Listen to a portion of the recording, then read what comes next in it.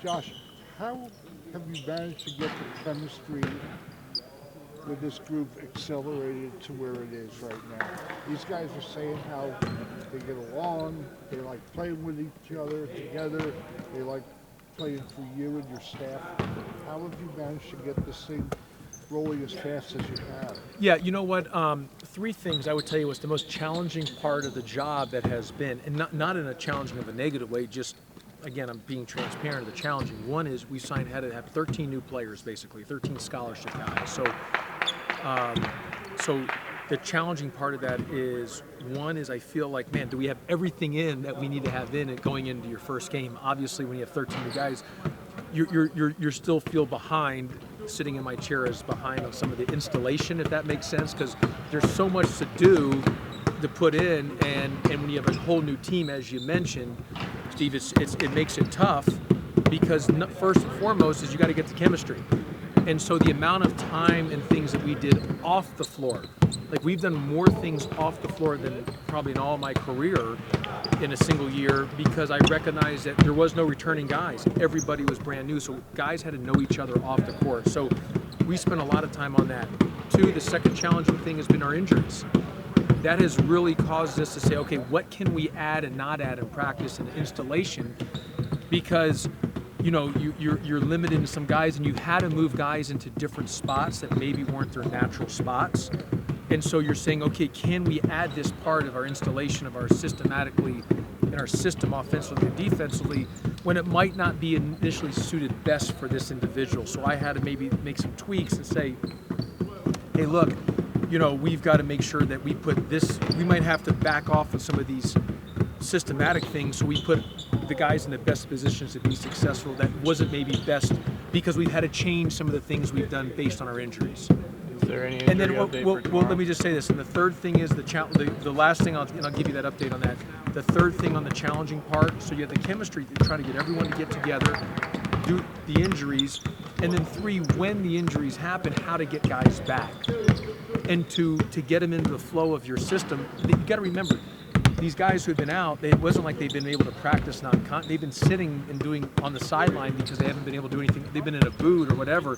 So to get them into practice and to try to catch up to speed when other guys are so far ahead of them, that's been an interesting process. Not a difficult process, it's been interesting that we haven't been able to go from A to B to C to D. We've had to just conquer A before we can get to B to get everyone on the same page. To answer your question about the update, right now, the same scholarship guys that were cleared to play versus Lincoln, which was 8 of them, which the 7 versus Washington, you included Tyron. Everybody else there's a few guys that I'll know more tomorrow. We got to see how they go in their load management in a sense of what their injuries can take today in practice, and then we'll make a decision tomorrow through our medical team. I'm hoping we get a couple back, but I'm not counting on it. It could be longer than expected. I think medically, I think the concern is not rushing them back. Of course, I want everyone back now, but I've got to do whatever medical says. So it'll probably, for a guy or two, could be a game time decision tomorrow.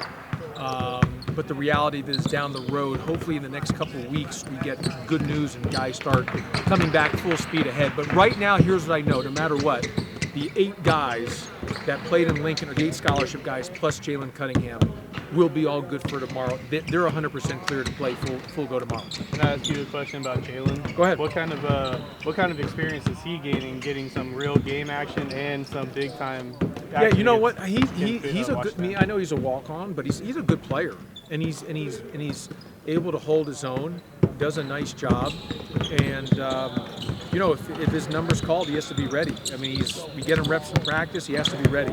So that's just the reality of it. And right now he's one of our, going into tomorrow's game, we technically have 10 guys, and he's one of the 10 that if need to be. Do the injuries impact the tempo you want to play?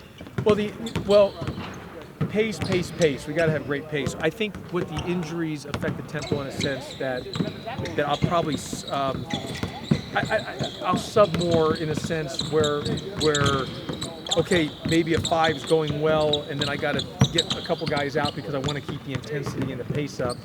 So get them out at another 3. So instead of maybe subbing you're playing 9-10 deep. Yes, you could play 9, but the way you substitution, maybe it's more in a mass substitution more so than just single-handedly 1-1. And so, because you have to, when you sub, based on how we play, you've got to fit in the certain positions and how, who's playing what, because you just can't say, okay, you can play this position. So thinking through that is I do that before that we start playing, but in the end, we've conditioned a lot so we can play at a high tempo, and we just hope we can play with great pace and play with great intensity to everything that we do. Has the injuries changed your expectation for flow of how you're going to run things this season? Well, no, because in the press conference, as everybody was here, I told everyone we're going to be great with competitive excellence. I don't care if we play with 4 guys. I mean, competing is competing. I mean, if we have 4 guys on the floor, we might be able to slow it down a little bit, but we're going to compete. And the second thing is I told everyone we're going to play with great pace. That ball's going to move, 0.5 mentality. We're playing downhill. We want to play with great pace. Now, what does that change systematically? There might be some things that we have to look at to putting our guys as I mentioned earlier, to put them in the best chance to be successful. So we might have to maybe back off on a couple systematically things that I was thinking we can do X, Y, and Z, but based on the injuries, okay, it might not work for player 1, 2, 3, so we've got to now change that a tad bit to get them in position to be successful. That's best suited for them. So trying to do that a little bit, but again, in the end, basketball is such a rhythm, flow, energy game. As great as football is, baseball is, just like the 7th game of the World Series the other day was incredible. I mean, in the end, they all have a stoppage after every play. Basketball is so free-flowing. A lot of it's just kind of some creativity along the line, but nothing can stop us for 2 things. Because I gave my word, and I will hold on to that. Competitive excellence. We will compete. Like, that is the standard. There is nothing more important to me. The way we doesn't guarantee you're going to win the game. But everyone knows that their team, their program is going to play with an appreciation, not ever play in entitlement.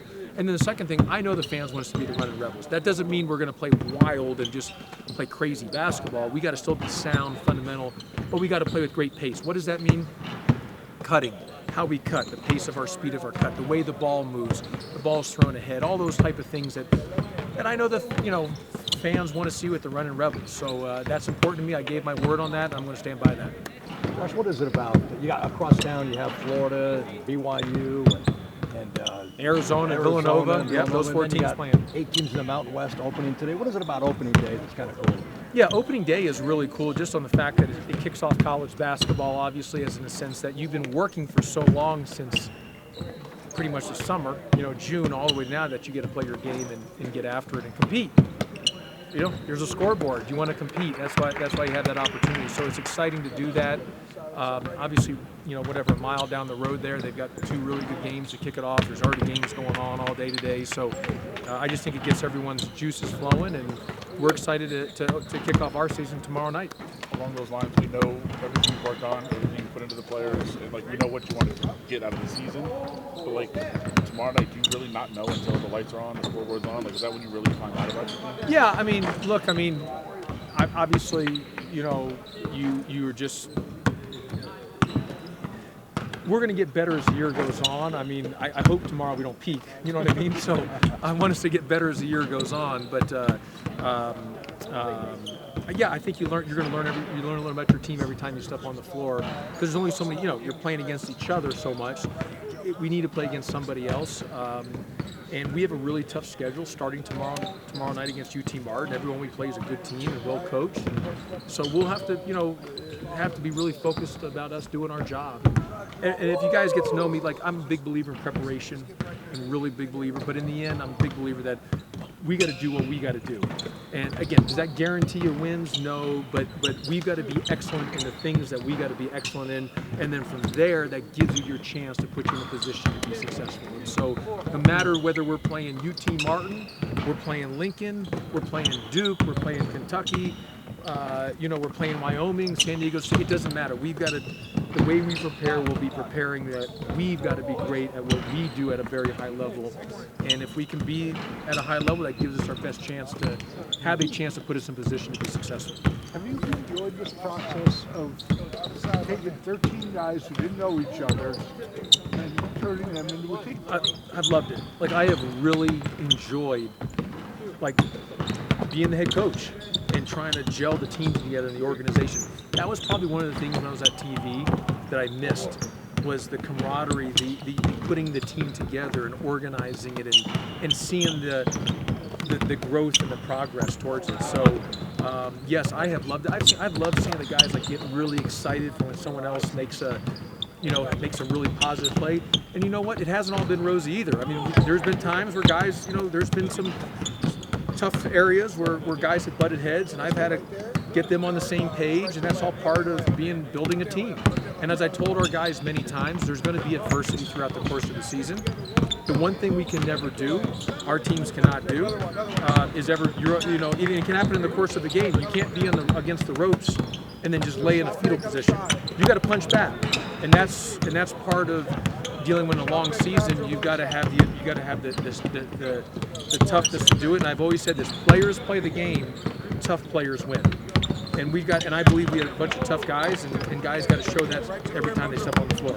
You mentioned growth steps from Washington to even what you saw to Lincoln. What kind of growth are you looking for tomorrow night? Well, I mean, what I would tell you is we just got to look. You want to win every game you play, obviously, but as in terms of when you're sitting there watching the film, you want to see you get better and better. Yes, I thought we were better against Lincoln than we were versus Washington. Obviously, I'm the first to admit the competition was different from Lincoln and Washington. And UT Martin is going to be better than Lincoln, way better than Lincoln. So we know that. That all being said, we just got to see that we continue to improve, get better, clean up some things that we got to clean up. And I think everyone here, as part of the media, you're going to want to see the team get better as the year progresses. We want to continue to be good, but from be good to become great. And we want to be on a steady climb every time we step on the floor. Okay. Thanks, Coach. All right. Thanks, everybody. We'll see everyone tomorrow night. I'll start if it's okay. Great. What are you seeing through fall practice and the exhibition games that has you encouraged about the chemistry of this team right now? Honestly, how well we play together for a new group of guys. We all come from different places, only one returning player from last year. So just seeing how well we're meshing together, coming that none of us knew each other. Why do you think that's happening? Honestly, just practicing together every day, and then also off the court, just sticking together. We hang out with each other off the court. It's more than just teammates. We're really friends and brothers. So, how have you been able to develop that chemistry so fast? I mean, like I said, I think just being with each other every day kind of forces that, which is a good thing. We all like each other off the court. We all get along well, so I think that helps us on the court as well. Still, when there's so many new pieces, is it impossible to know until the lights are on and the games count? Like, is that when you're really finding things out? I mean, that's like more of like a final test. You get to see glimpses of stuff in practice, but when the game really comes, you get to see really like a final product of who's going to do what, who's best with who, and see how well everybody gels together. What do you hope the fans that are here tomorrow? What do you hope that they see from you guys? Just honestly, just excitement, bringing excitement back to Vegas. They've had a couple down years in terms of basketball, and we're here to pick that back up. So, obviously, a winning culture, us playing hard, putting on a show for the crowd. You mentioned putting on a show. Are you going to try to have any more highlight dunks like you did during against Lincoln? I mean, having that opportunity would be the goal, which would mean we're in a good position in the game winning. So, yeah. What has been Josh's message? Is there like an overriding, like prevailing message that he has delivered to you guys that's been consistent? Yes, just play hard all the time. He always says, we're gonna miss shots, people are gonna take bad shots, but he's fine with stuff like that. But one thing he's not fine with is somebody not playing hard. So, I actually asked him this, but is that something that guys just have, or can you coach that? Like, is it a desire that a guy just has that you can't really coach, or is there something you can coach in a guy that's like effort? I feel like there's players that are born with that instinct, and I feel like there's players that you can also instill that into. Like, I feel like myself as an example, I didn't have as much of a motor as I do now when I first got here. So just being around those type of people that are wired differently and always keep you going, it'll build character for sure. What do you know about the history of this program? I mean, there's going to be a pretty big deal tomorrow night with the renaming of the court after Jerry and Lois Tarkanian. What do you know about the history of this program? It's been a while. Yeah, obviously the winning culture, obviously Coach Tarkanian and everything he's done for this program. and that 90s team, obviously, which everybody's, but there's been teams before that were very good as well. And honestly, it's just, I wouldn't say it's pressure, but, you know, the city wants something to be excited for again in terms of basketball, so hopefully we could bring that for them. How much pride do you guys take into that then? I mean, you haven't experienced the fireworks, the red carpet, any of that stuff yet. I mean, we've heard about it Yeah. from our teammates, so I mean, it's something we're all looking forward to. Obviously, the excitement, the energy, everything, just being back on the court in a game setting and stuff like that. So we're all looking forward to it. Yeah. How you talked about you're changing that mindset of, you know, for you personally. How hard of a process is that to like understand the value of every possession, every loose ball? I would say it's really difficult because it's something that when somebody tells you, you know it's the right thing to do, but it's like you're not doing it on purpose, but it's just habit. So having a break, obviously breaking any habit is going to be tough. So breaking your normal habits and trying to change yourself to be somebody that's better for the team, it could be difficult, but it's worth the investment. What kind of culture is Pastner building in a sense? Since you came from the SEC, is it a similar type of culture, or what kind of environment is it? Honestly, just like I said earlier, he preaches playing hard, just intensity, everything. He has a very winning mindset. Like everything with him is made a certain way for everybody to be in the best position possible to help the team win. So, I mean, as a head coach, he's just been a good role model for all of us as players, just showing us how we need to be every day, how we need to be wired like him, and it'll show on the court when we go out and play other teams. I guess a personal note, are you looking forward to having a rematch with Alabama? I mean, obviously, yeah, I'm excited for that game, get to play against my old teammates, my coaches, so, yeah. All right, thanks, Naas. Of course. Thank you so much. What do you hope fans take away? What do you hope fans see from you guys tomorrow? And you know, those that come out here, what impression do you want them to leave with about the team? I think we're going to leave an impression of a team that's going to play really hard, going to play fast. We're going to look together. We're going to have good camaraderie. The bench is going to be excited. I think that's the sort of things we want to show off to the fans.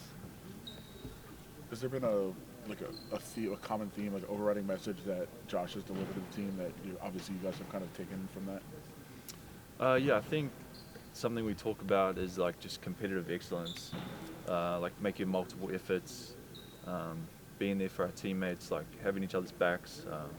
Defense is a big one. We're going to be playing hard defense, and hopefully that shows tomorrow and the fans can get around it. I think I've heard that phrase from him like 50 times. You guys probably more than that, right? Yeah, I mean, probably. I guess just how often does he say that and kind of drive it home to you?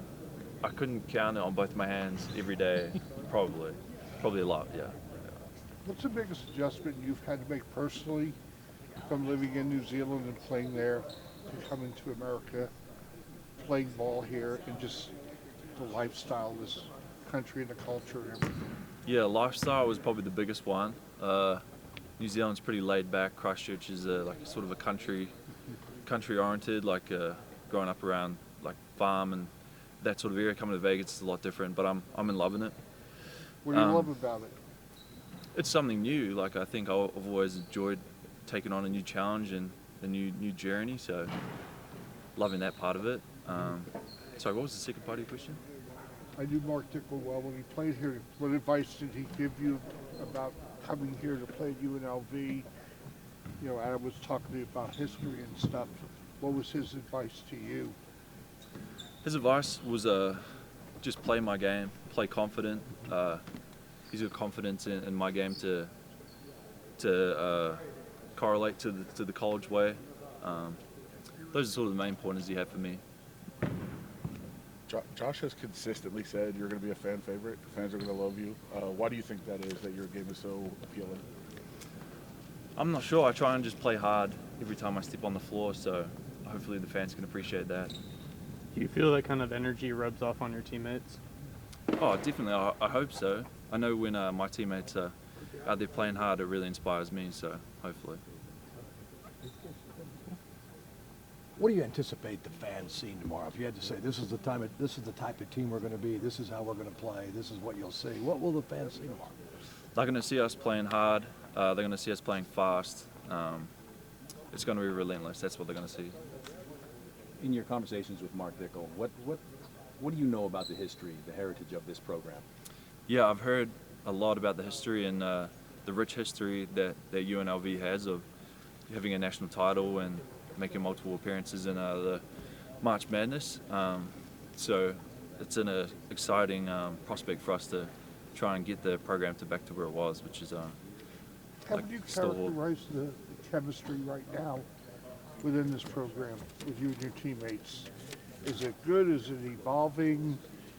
Is it there? It's definitely there, and it's evolving every day. Like I think to our first game against Washington, and then to our game and just practices of late, like we're gelling, and it's an exciting prospect. So Are you a little surprised it's come as quick as it has, given everybody? There's so many new faces here. yeah, Not easy. No, It's like yeah. an expansion protein. yeah, definitely. No, it's been great. All the guys are easy to get along with. The coaches and staff are amazing. So the process has been fairly easy, I feel like. Kind of going back to that history question that Paul asked, was there anything at all you knew about the Rebels? Any former players? Anything that you kind of looked at? What did you know? I knew Mark Dickel. So he coached me when I was young, 13, 14, 15. And hearing his stories of his time here was cool just to listen to when I was young. It was like listening to like a hero, or like, I don't know. So to be here and following his footsteps is cool. Did he tell you about Bano? Any stories about Bano? Bill Bano, the coach that he had? No, you might have to. He probably kept those. Hey, thank you. I can tell you some stories about that. We'll see. Thank you. Thank you, Thanks. guys.